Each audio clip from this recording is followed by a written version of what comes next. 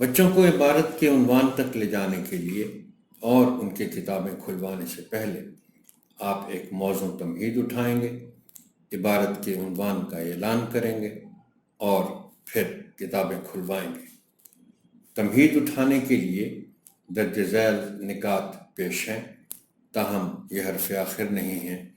بہتر سے بہتر تمہید کے لیے آپ کی فکری جستجو جاری رہنی چاہیے۔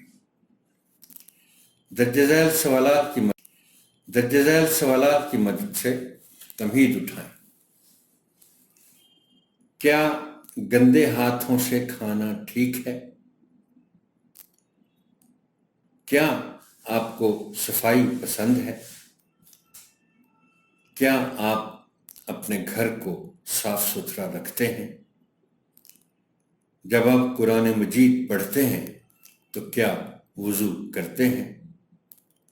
کیا آپ اپنے ماحول کو صاف رکھتے ہیں؟ موزم ٹیچر جب یہ سوالات آپ بچوں سے پوچھ رہے ہوں گے تو مجھے یقین ہے کہ ان میں سے کوئی ایک بھی سوال ایسا نہیں ہے جس کا فوری طور پر بچے ہاں میں جواب نہ دیں۔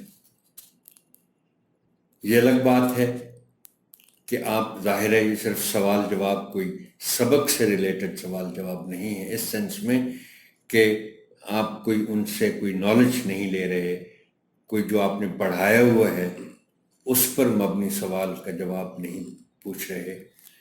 یہ ہر سوال کے پوچھنے کے بعد گفتگو ہوگی، بچوں کے ساتھ گپ شپ ہوگی۔ اب مثال کے طور پر جب آپ ان سے پوچھیں گے کہ کیا گندے ہاتھوں سے کھانا ٹھیک ہے، وہ یہ تو کہہ دیں گے کہ ٹھیک نہیں ہے، گندے ہاتھوں سے کھانا نہیں چاہیے، لیکن آپ ان سے پھر یہ پوچھ سکتے ہیں کہ بھی گندے ہاتھوں سے مراد کیا ہے؟ گندے ہاتھوں کا مطلب صرف یہ تو نہیں ہے کہ ہاتھوں پر کوئی گندی چیز لگی ہوئی ہے۔ آپ انہیں بتا سکتے ہیں کہ بچوں، آپ نے اگر فرض کریں صبح ہاتھ دھوئے تھے،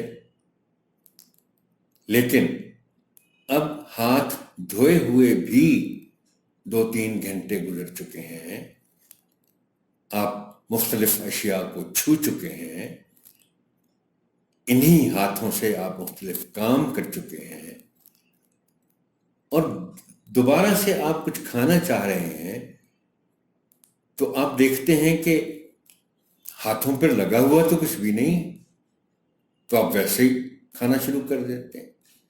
تو آپ ان کو بتائیں کہ بے شک ہاتھوں پر کوئی چیز نہیں لگی ہوئی، لیکن ہاتھ گندے ہیں اس لیے کہ آپ ان ہاتھوں سے مختلف چیزوں کو چھو چکے ہیں۔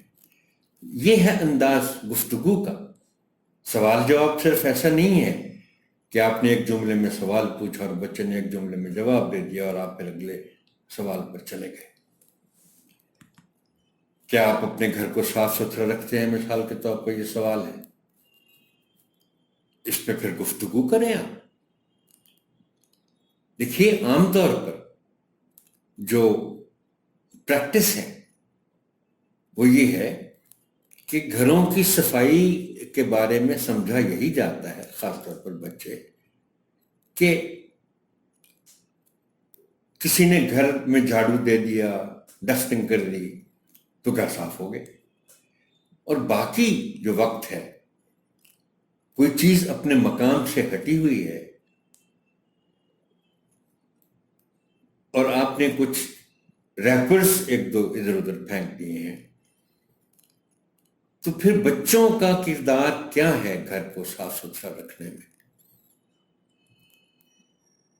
پھر یہ آخری سوال کہ کیا آپ اپنے ماحول کو صاف رکھتے ہیں، اس میں آپ کو ماحول کے معنی بچوں کو بتانا پڑیں گے۔ اس میں پورا گھر شامل ہے، تمام کونے خدرے شامل ہیں۔ بچوں کو مقصد یہ احساس دلانا ہے کہ پورے گھر کا ماحول صفائی چاہتا ہے۔ درجہ بالا سوالات پر ہم اپنی گفتگو کے نتیجے میں بچوں کو